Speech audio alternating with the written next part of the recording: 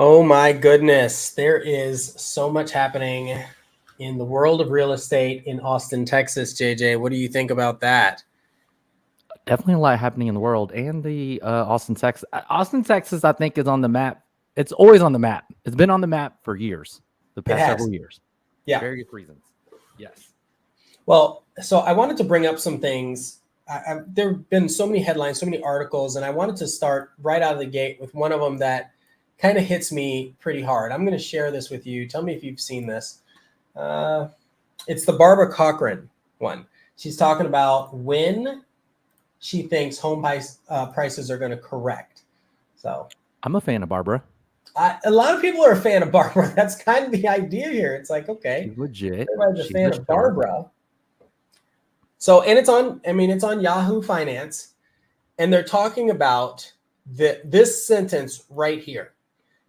I will say she has a very hardcore metropolitan New York City perspective.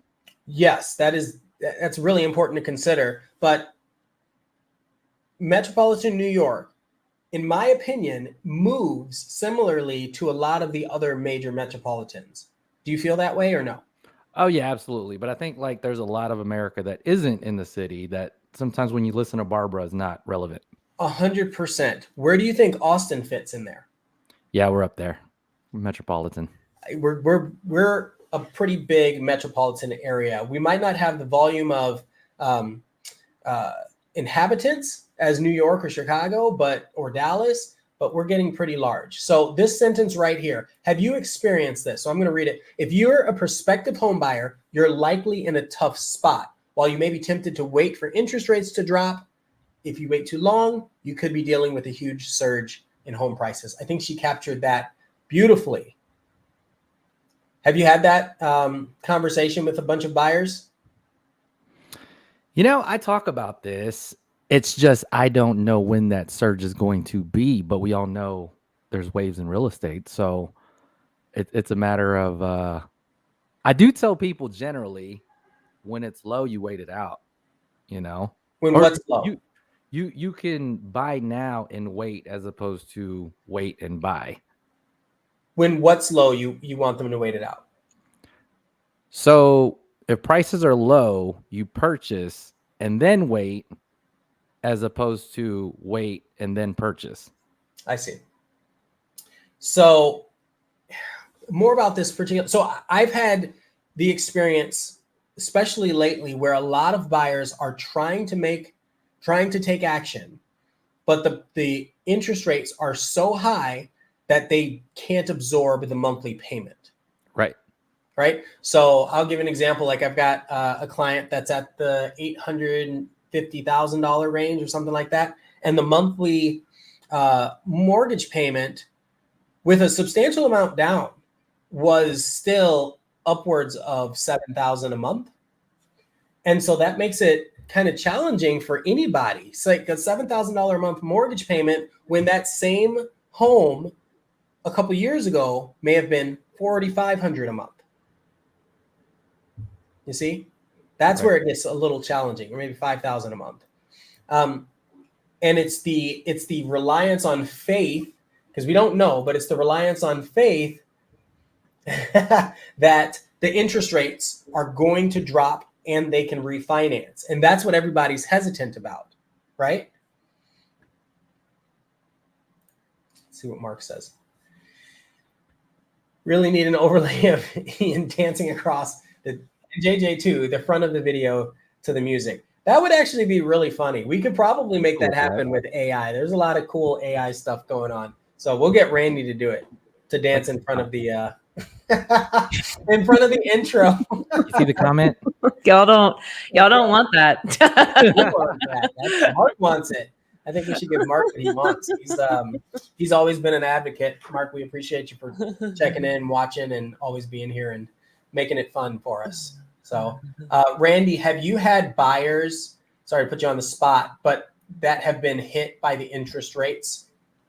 Dude, yeah. There's I have a handful of buyers, and we're just pretty much on pause. I did do some very serious digging into new construction communities because the incentives make it a possibility. But then you're kind of cornered into I don't know, just obviously the options certainly decrease whenever you go to new construction communities and don't have the whole lay of the land with resales. So for my particular round of buyers, we didn't find anything that fit. But that kind of almost seems like the only way to afford anything right now is if you can find those incentives to work for you.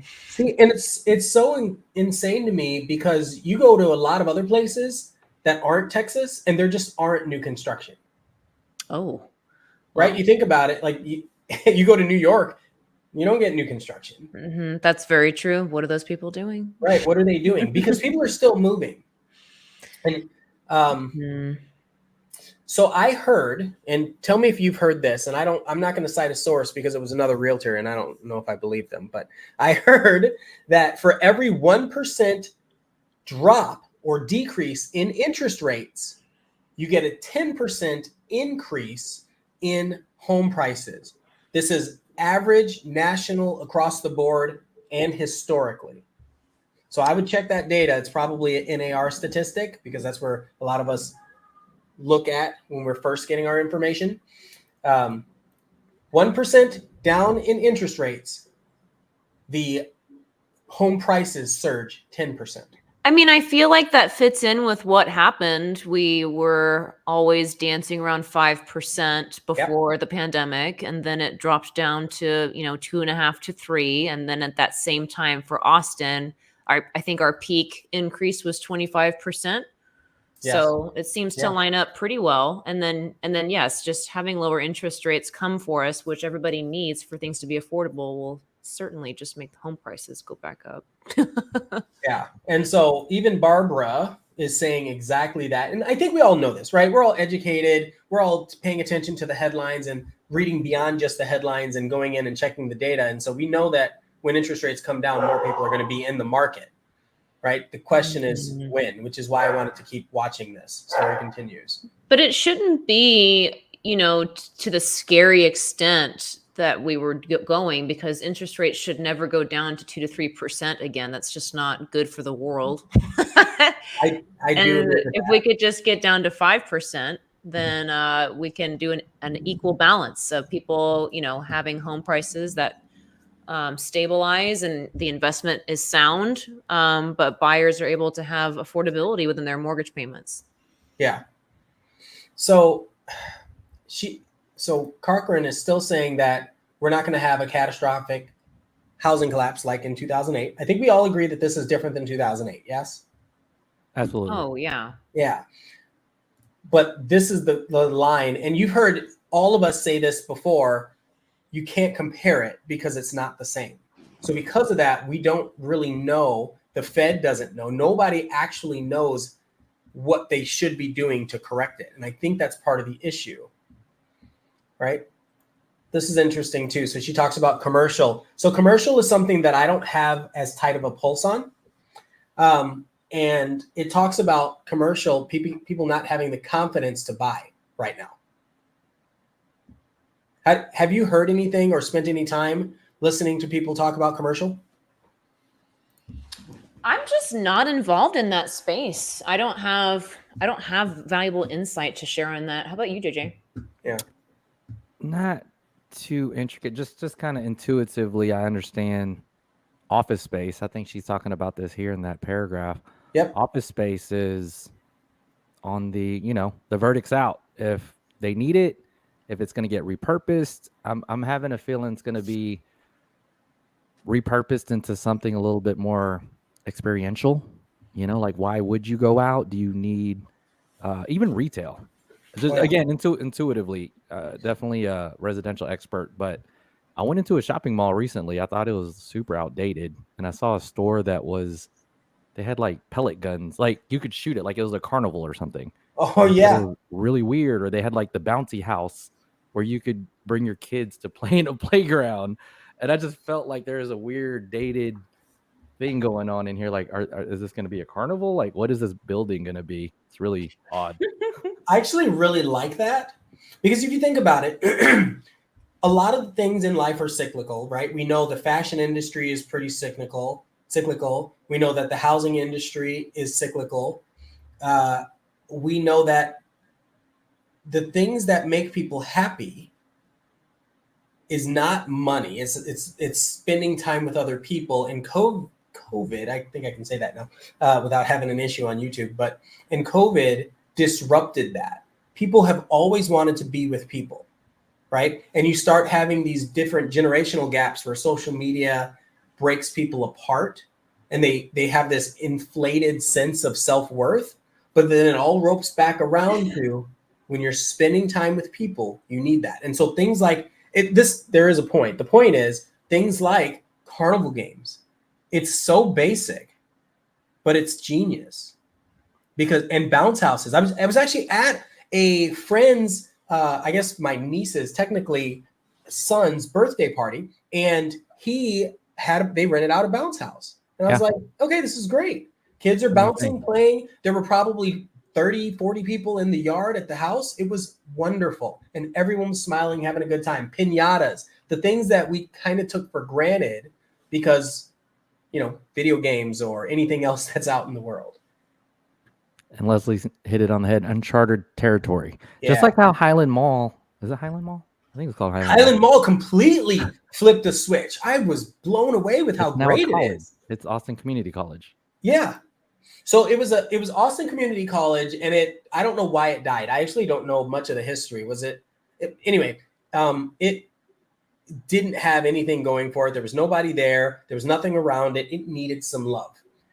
Well, they started a lot of development projects, and around it now, they have so much stuff. They have like coffee shops and nail salons and all the things that people want and will continue using in life. And so that's just bringing together the people in the area. It's really cool. And even at that, with that being, I don't want to call it like a city center, but like a live, work, play space with different commercial. Yes. I've done condominium sales around there, and I don't know if the area is called the Link, or is that just one of the retail strips? No, that's nearby. It's not the Link, but it's very close. Yeah. One of these, there's like different things to do. So I remember doing a condo sale over there and showing that, hey, this is all getting repurposed. So this condo is going to be cooler. It's something to stick around, especially with urban infill. You want to be walkable to something because it's not a house. So that's kind of the give take about condos versus a house. That's how it kind of blends in with residential is what I see. Possibility there. I love that. I'm actually going to bring this up because these are the plans for Highland Mall, specifically because we're talking about this. Right. And Mark, we're going to get back to this, the interest rates going up, this building. We'll get back to that in a second. But yes, Pam says very much so. Interactive experience and events are exactly what's in. I think we've had that, especially after, COVID was like, get everybody away. And now it's like, God, we need to bring people together. So this Highland Mall thing, I don't know how, I don't see the date on this. It looks like 2021. So this is a little older, but this has already happened. So let's talk about the location right on North Lamar and Anderson. Here, this gives you a good view. So you've got your airport right here, Mueller, North Loop, and then Highland Station. So the train station, okay, taking you to downtown, going all the way up to Leander, the one that exists right now, okay? And you've got your Highland area. But the station, there's not a station there, is there? No, there is. I was just about to say, like, Highland gets to use the trains. I feel East Austin, of course, but then Highland and Crestview have several stations there that make it a very usable experience for anybody that lives there. Yeah. So, I mean, it's a little bit of a walk because I think the ACC is over here and the station's over here. So you've got to go a little ways, but it's still decent. They talk about median age. So if you've got a 31-year-old, 32-year-old versus the Domain, which is a 35-year-old, 31-year-old makes a lot of sense because it was community college age, right? Mhm. People that were, that area, and people that lived in the area. Medium household income, a little less than the Domain, but that's still important. And then percent with a bachelor degree. Okay, so this is what I wanted to show. So the mall closed in 2015 and they started renovating, and this is how they've broken it out. And so I've been to a couple of the restaurants and retail space around here. It's really good. It's really cool that they've done this. So can you help me see this better? So this is like a campus and there's restaurants that go along the border of it. Is there a road between that too? I didn't know this. I believe the way you would originally pull up was right here. Okay. I think it was right here. And so you would pull up and you'd come in and this would be the front of the campus. Okay. Wow. So they've added residential. They've added tons of parking, more parking along here. And then they have coffee shops and salons around here, all on the outside. I need to go check that out. I think I just assumed it was a campus and that was it. So that's neat. Yeah. So I want to bring this up. What does Dinosaur D say? Stupid question, but do affluent areas like Highland, I love that you call that an affluent area because we just looked at the numbers for the median income, need a tram train line. So this happens to have one. Does it actually get used? That's the real question. And I would have thought more beneficial to lower income. So the median, go ahead, Randy, sorry. No, that's okay. You got it. Well, I was just going to say, if the median income was about 60,000, I think that sits kind of in between. And as far as the usage, that's something that I really, really need to look more into because I've had a bunch of people that I know that lived in Leander or that I helped buy a place in Leander that would take the train downtown until COVID. And once that hit the train, I think the usage was obliterated, but I think we need that. So yeah, Dinosaur D, the median for that area for Highland is 60K and for the Domain was 75K. Would you say Highland is affluent? That was kind of what I was going to remark on. I would say for the neighborhoods that it's sitting and surrounding in, it's less, like it's at the bottom of the price range. And it's actually that neighborhood. And then it used to be Brentwood a little bit, but Wooten, Highland, North Shoal Creek, the home prices there are much more attainable than the immediately surrounding neighborhoods there. So for its particular pocket, it would be lower income. But it's certainly, I'm sure, on its way out of that bracket quickly because there's a lot going on in that space. So, and we got to keep in mind these are the details from 2021, I think early 2021. So it was more just to showcase what was happening in the area.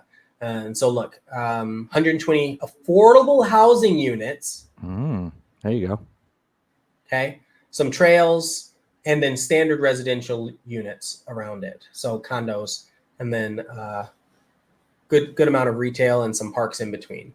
So yeah, so I don't know if we've talked about this, but I like to look for places that I've never been, like coffee shops especially or restaurants, and then I go there whenever I need to have lunch or hang out or meet somebody. And so I ended up at Highland a few times, and I thought, this place is incredible. Yeah. Because I hadn't seen it for a while, right? I hadn't seen it before it was renovated. So it was really, really cool to see the updates to it. I think Dinosaur D has a good point about who could really use it or need it, but that ties more into the commitment that you just need from the city planning to, really bring in a rail system. And we of course it did with Project Connect, but even that one continues to kind of get whittled down into a much smaller scale version of what it was supposed to be. So then it does end up just being more of an urban core, like toy train versus a metropolis system that allows people from the outer edges of the city to come in without using a car. So, what's interesting? We were talking about, JJ, you had mentioned, did you think Austin was a metropolis, right? And if we look at New York, all it is a bunch of little like communities. They're small. Yeah. But magnified and amplified 1,000 times, right? That's exactly what this is. Anytime you see a live, work, play area where people can walk around and find everything that they need without having to go more than, let's say, a couple miles from their house, those are the areas that are becoming the more popular areas in Austin when people can afford to live in those areas, especially that. So when we're talking about an area in transition, or if we're talking about a gentrifying area that needs a train, no. Convenient? That's everything. Right? If they want to go visit their friends in Cedar Park. Yeah. Or if their friends in Cedar Park want to come downtown and hit ACL this weekend and meet up at their buddy's house that has a condo downtown, they're going to take the train, right? If you want to go to Easy Tiger is genius because they put a Tesla supercharger right there that had to have tenfolded their business. I always see people charging and eating at Easy Tiger. Great place, by the way. Dinosaur D has the question. So if this is a gentrifying area, once again, would they need a train or tram? Like Ian was saying, I think there's just what do they call it? Like the trickle down economics. You have a space. I think people come into it too. Not so much people around there are going out, but it draws in people coming in. Dinosaurs D is asking if there's a link to the FC Stadium. They will eventually. I mean, that is the plan. So we've talked about this before. I'm going to bring it up one more time real quick. Project Connect. Don't get mad at me for where it's at or where it's not at. But I'm a little confused on it because I thought it was going to be the North Lamar line that would go all the way up to the stadium. And the most recent change is that line is actually going to just start at 38th Street. So I don't know what the plan is as far as getting up to the stadium anymore. Or maybe I have a misunderstanding of what the original plan was for that. You said the red line? Whatever line was going to run down Lamar. And that got cut in half due to funding. And so now they're going to start at 38th Street instead. So Highland, MLK. So red line is what we already have, right? That one's already en route. So So we got to look for green line. That's East Austin. So it's going to be the light rail. There we go. Phase 1. That's why you can't see anything. It's all grayed out. North Lamar. So Koenig. So it stops at North Lamar is what you were saying. Yeah, so that was supposed to be like all of Lamar was going to become a rail line, but they've really whittled it down to just starting at 38th Street, which is south of Hyde Park, the south border of Hyde Park. Yeah, so I don't know what the plan is now as far as reaching up to the stadium, because originally that was kind of, I think, the lofty goal was to get all the way up there. One even says this is future. Like that doesn't even have a I know they're going to do heavy busing along Burnett Road that goes up to the FC Stadium, but that's certainly not as exciting as a rail. Well, right. Well, and I think the most important thing, I mean, forgive me for saying the people out in the suburbs, this is not as important, but the most important thing was to have the airport. Yeah. Mm-hmm.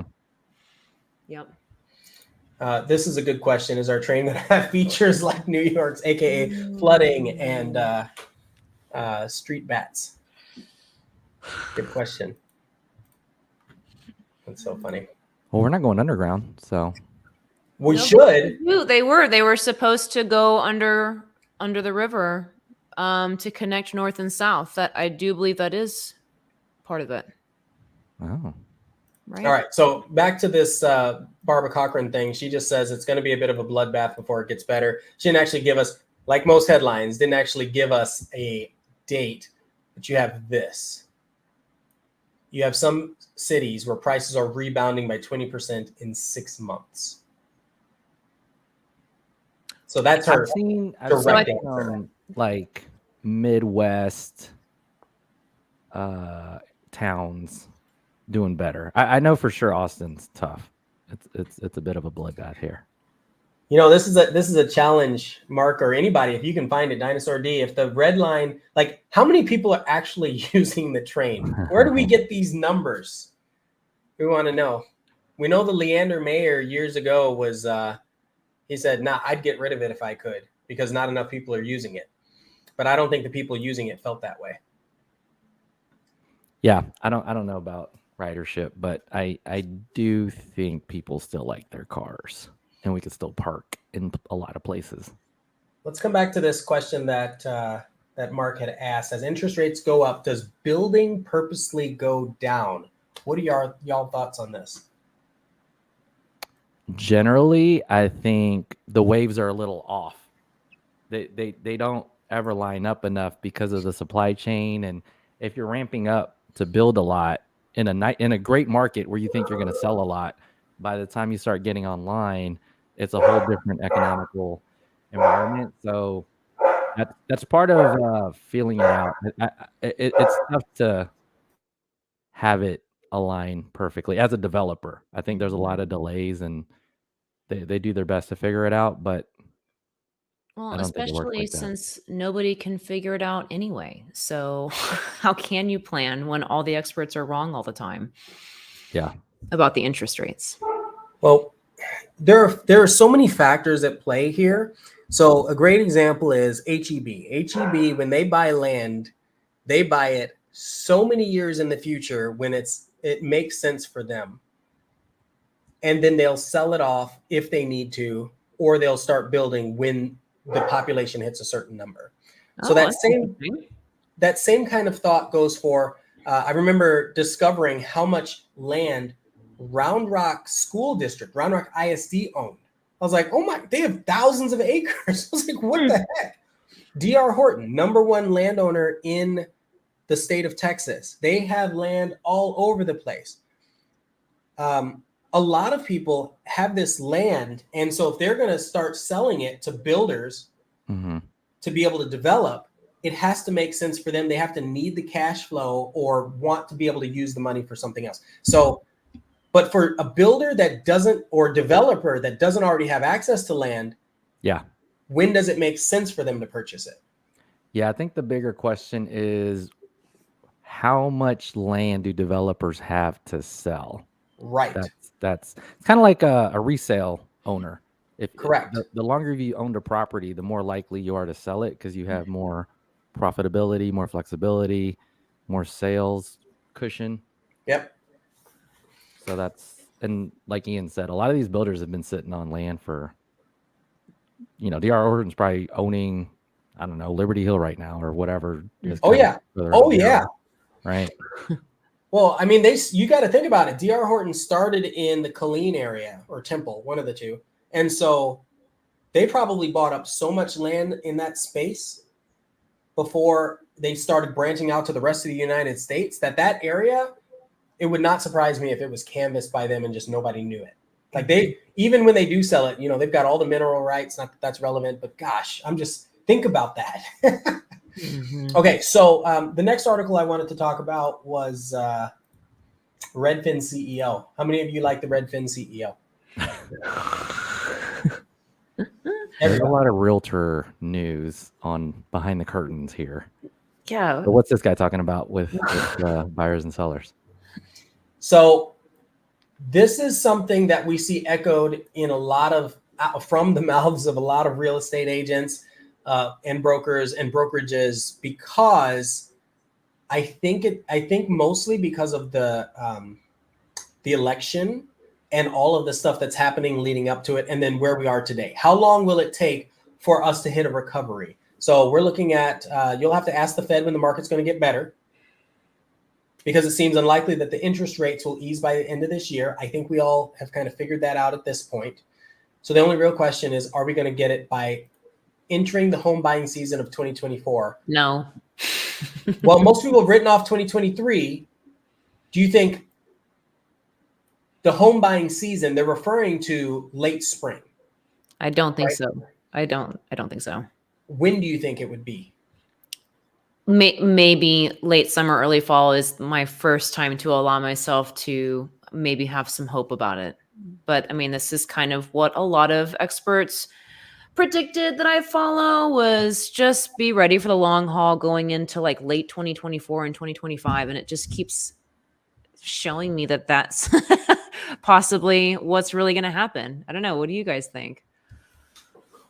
Well, first thing I want to talk about before we go further into this, isn't Redfin the company that left the National Association of Realtors? They absolutely did. Okay. That happened this week. So for consumers, for people that are looking at buying, what that means is they no longer are bound by the Realtor Code of Ethics, which, how would I say this? It's a big company. I think it was an excuse for them to leave, but also the National Association of Realtors as a corporate organization ended up getting involved in some scandalous lawsuits. And so that's what Redfin used as one reason to be able to exit their relationship. Mm-hmm. So even the real estate agent world and real estate broker world has had some upsets because of that. Mm-hmm. Because one thing that Redfin was able to do is when they joined the board of realtors, they were able to see more accurate data that's shared between all the real estate brokers. So if you remember back during COVID, Redfin, you could log in and you could actually get actual sold prices of homes, real comps of homes for a little bit, which was completely illegal. Like you're not supposed to be. Well, the caveat is you logged in as a potential customer. Correct. Meaning you have access. So correct. It was that login loophole. It was a loophole because the idea is Texas is a publicly, what's the state? Private state. Non-disclosure. Non-disclosure. Thank you. Gosh, my goodness. So non-disclosure. So we're not supposed to be giving out that information, right? And so Redfin was like, if you log in, we'll give you everything because we're the part of the board of realtors. And so we have access to that direct information. And so they just left that. They abandoned that cause. But also you stopped being able to see that data anyway. Probably I don't know if they got sued, but that would be my guess. Somebody sent a cease and desist. Probably National Association of Realtors, honestly. Mm-hmm. This is all speculation. Don't take this for okay. So this is huge. I've seen this in a lot of articles in the headlines. Bigger implications are that so many people have stopped believing in the American dream. What are your thoughts on that? Oh, that's so dramatic and just feels like, negative news. There's of course dramatic. There's of course some truth to it, but it's just like, that's the problem of the internet. It's too much news and too much doom all the time. It's, hey, this is Fox. Opinion.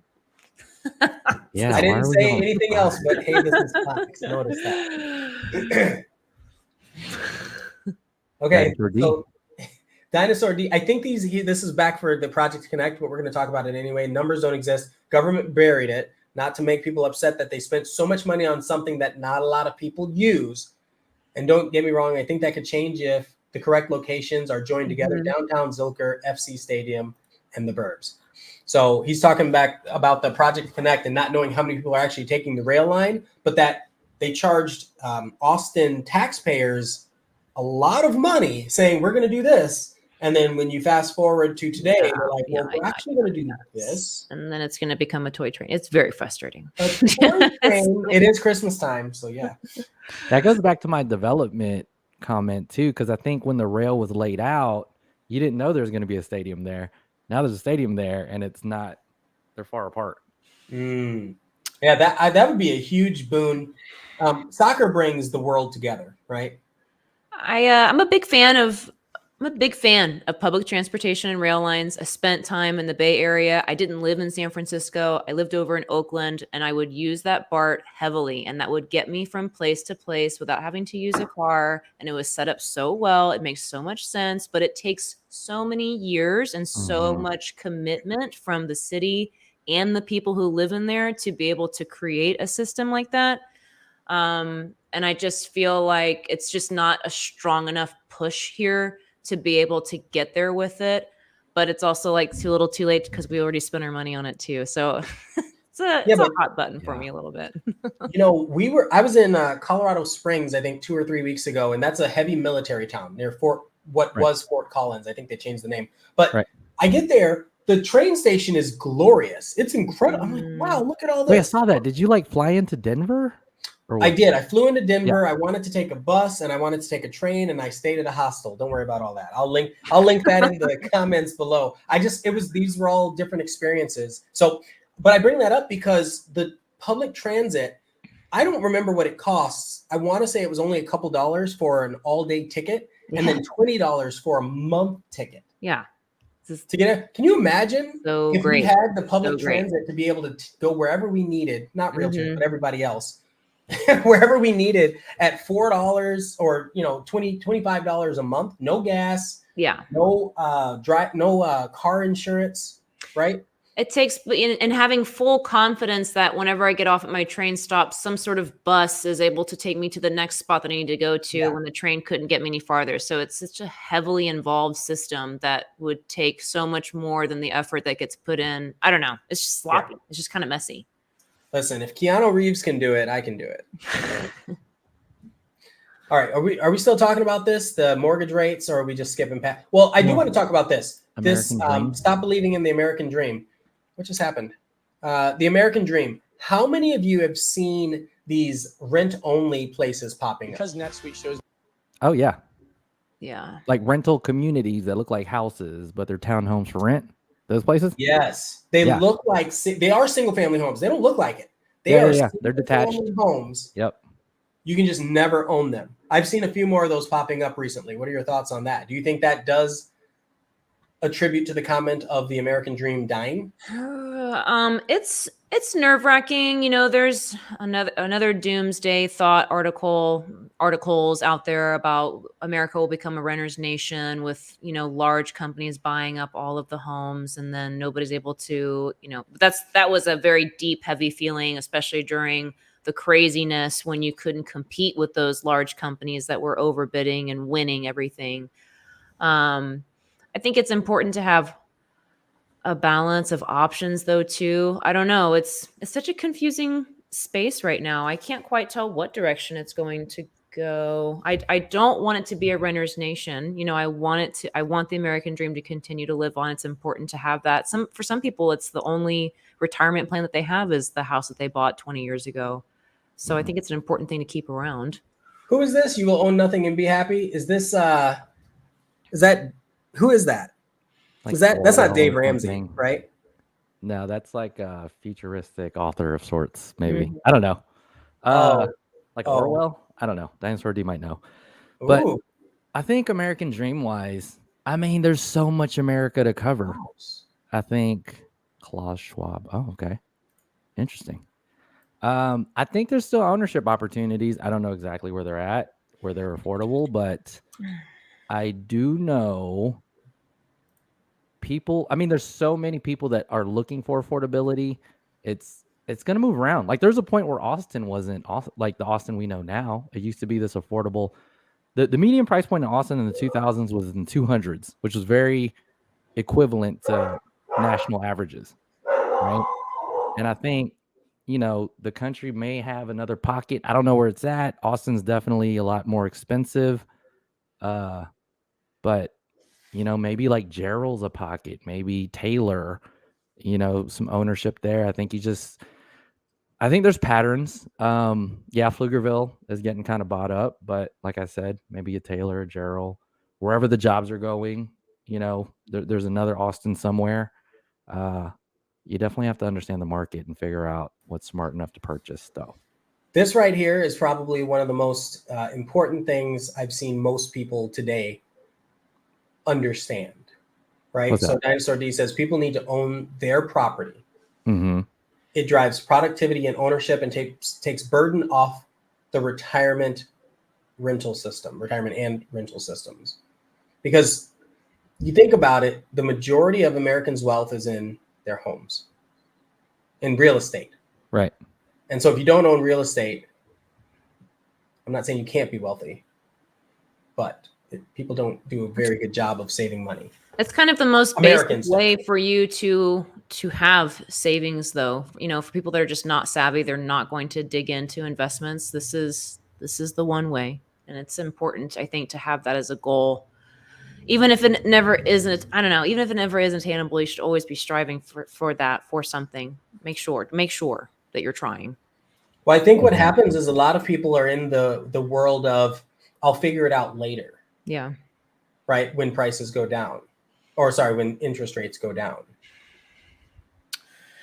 I think I also plugged this last time about the KUT Growth Machine podcast. Super interesting, and it talks about how Austin created this growth machine, and that it happens in many cities where it's just a kind of a handful of people that make that call that they're gonna skyrocket this town and make some money off of it. But then once the city gets going on that growth machine, it's kind of hard to turn that faucet off, and it makes everything incredibly unaffordable for the regular people that were living here before and carry on into the future. It's really interesting podcast. People should definitely tune into that. Can you link it after the show? Can you just drop it in the comments? Yes. You're like, maybe. This is another one that I think is really kind of important to note. If mortgage rates drop, then maybe your asset isn't overvalued. I know why he's saying it isn't. I mean, I'm not bringing it up because of why he's saying it, but I think that the statement itself is valuable because I have run into a lot of people that say, I don't want to pay this much for a house because I feel it's overvalued. It's like, well, it's not overvalued if you're not selling it tomorrow, right? Yeah. If you're going to buy this place and it's going to be there for even 5 years, and you have the chance to refinance, it's not overvalued. It's just what you are considering the value today based on the information you have today. Yeah, it's really interesting because, a couple years ago, right?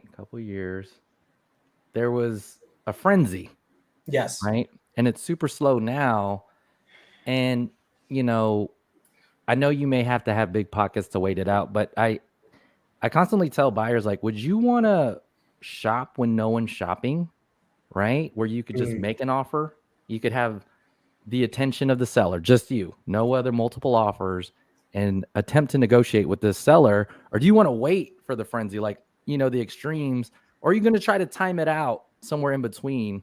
But if you could hold out, let's say till 2025, let's just maybe, right? Like spring of 2025.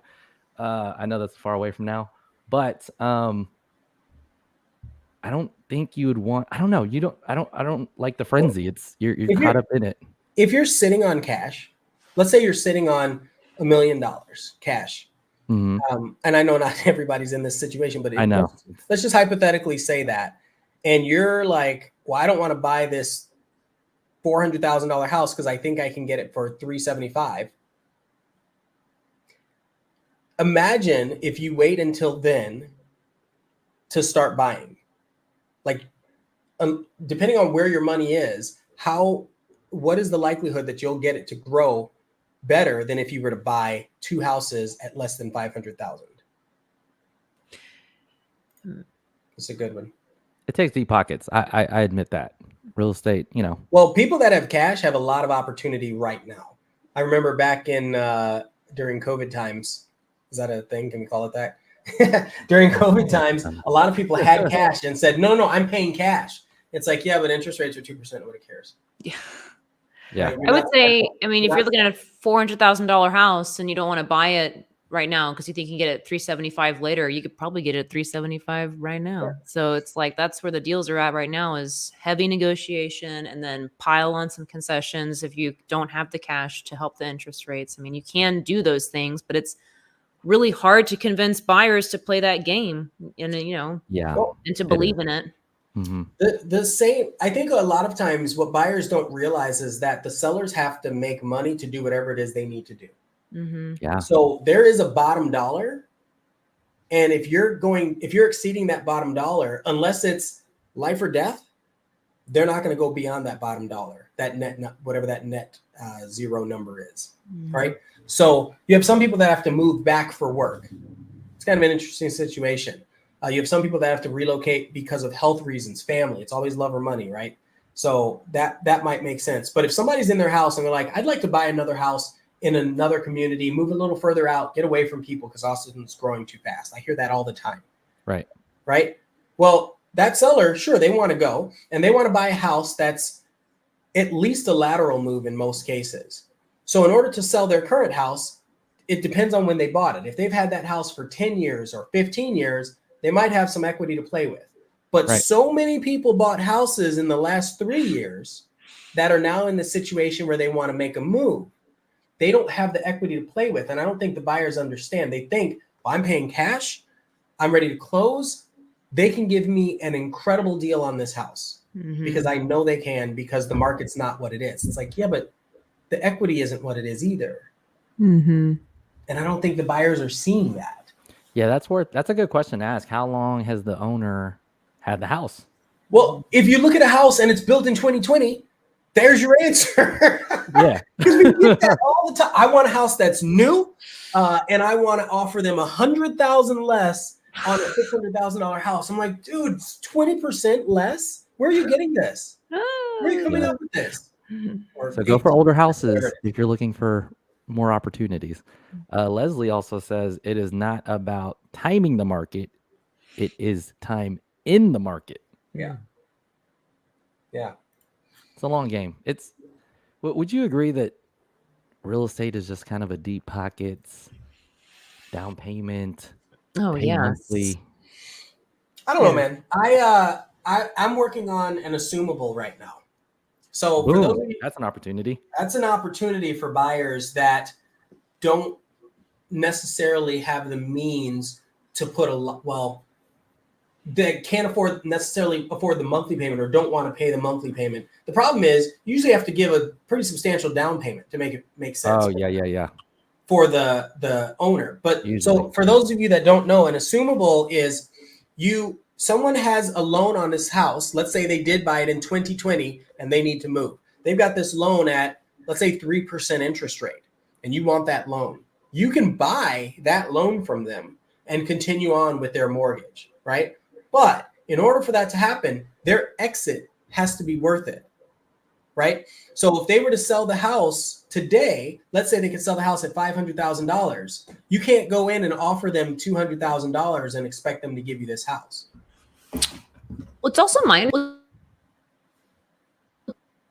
Oh, it went quiet. Your mic. You're muted. You're still muted. Okay. There you go. It's my understanding that for assumable mortgages that you also have to have the cash to cover the difference between the loan and whatever it is that the purchase price is going to be. Yeah, that's exactly my point. You have to buy the loan from the seller, and then you have to pay the difference that they owe the bank. Yes. Yeah. But then you get the interest rate for the remaining balance. It's great. Yeah. Yeah. That's going to be pretty great if you can accomplish that. We'll find out. It's kind of a long timeline, right? That's the other caveat about the assumable mortgages is that you could be in that transaction for many months. Yeah, a couple months. It's a couple months, but we've got time. I think so. This is for a new build that's not closing until April. And so the house comps well. It's a great opportunity. The mortgage rate on this one is like 3.4. Right, and it's a sub $500,000, or it's like a $520,000 property. Great, good opportunity for somebody who wants, and it's currently rented, and the tenants want to stay. If somebody wants to do that, and if they don't want to do that, then they can move in. Wow. When the lease ends. Are you on the list side? Yeah, list side. Ooh. Yeah, that's so great. I've got so many off market where the buyer is ready. The seller is ready to sell. But it's almost like, well, we got to get an offer.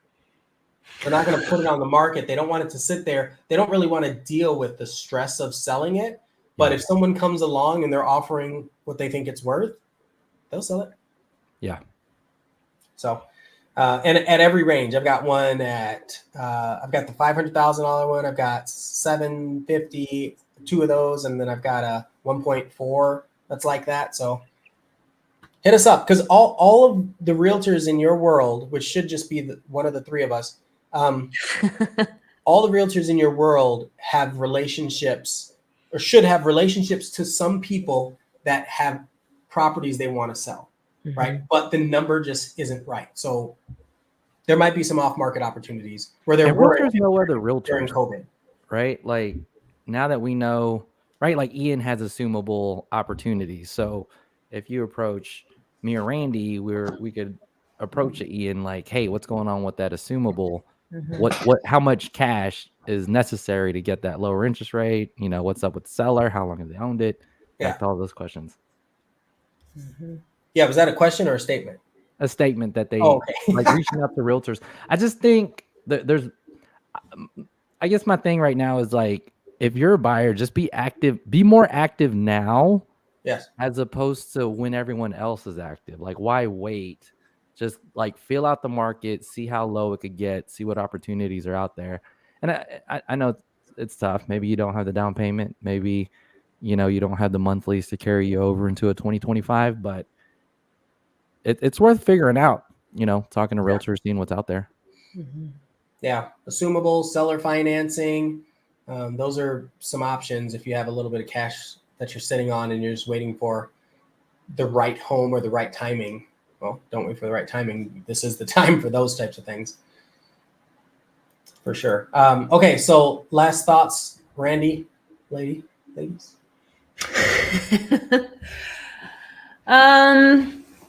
My last thoughts are that it's just a really quiet year, and I agree with JJ that if you are a buyer and you are interested in trying to see if there's a deal out there, that there is a deal out there, but you have to be willing to dig and search with your real estate agent and to do those negotiations, and that I don't see those interest rates changing for at least another half year plus. So the game will need to be played with the current arena, but it's possible. So just needing to have a strategic plan in place for that. JJ, if you're a first-time buyer, what are you gonna recommend to them to do? Yeah, talk to a realtor, because I do think this American dream theme, at least in Austin, I think affordability is definitely different. It's been getting harder, but you just have to be more creative. Like, you can still fight for it. It's a big greater Austin area. I would say figure out, you might have to house hack.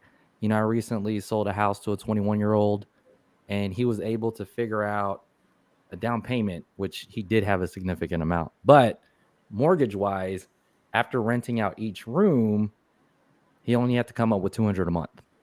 South Austin house in the 400s, and he's in the 20s. Thank God he had a down payment. But, besides that, even figuring out house hacking, it's different things that you got to figure out. You can still do FHA loans. These things are still available to you. You just got to dig, like Randy was saying. Man, I was just working on a deal, I think Saturday, where the guy's buying. He's like, I need a duplex for under 500. I laughed a little bit inside. Yeah. And then I went and looked. Like, where is this? Well, yeah, but then I went and looked. It's actually a surprising amount. There are I'm doing a that lot. exact search too. that are already rented out, or one side's rented that someone could move in. It's just crazy. But like where? Like I north. tell you that because I'm still searching. I mean, we have one that we put an offer in on, but kind of in that Highland area that we were looking at. I see a lot of them pop up over there. Just north of 183 has a lot of them. Up towards Jollyville has a lot of them. It's sellers are ready to cash out because they have other plans they need to do too, right? Yep. They're retiring that have had duplexes since the 80s. 78723, that's another one that has a lot. The one thing I want to say, and this is my message to sellers, right now, a lot of sellers are trying to sell and buy something. If you're buying something and you expect that you're going to get a deal, you're like, I'm going to submit an offer that's a little bit lower, right? Maybe they can help me out with some closing costs, this and that. so that I can save the equity on my home. Just remember that there's a buyer on the other side that's looking at you that same way. That's all I'm saying. Be prepared. Be prepared. When you go A lot of to moving market pieces here. for garbage. But that's okay. Well, that's been a wonderful real estate lab. Thank you, everybody, for joining. Leave some messages in the comments, and we'll see you again soon. Thanks, everybody. Thanks. Bye-bye. Thanks.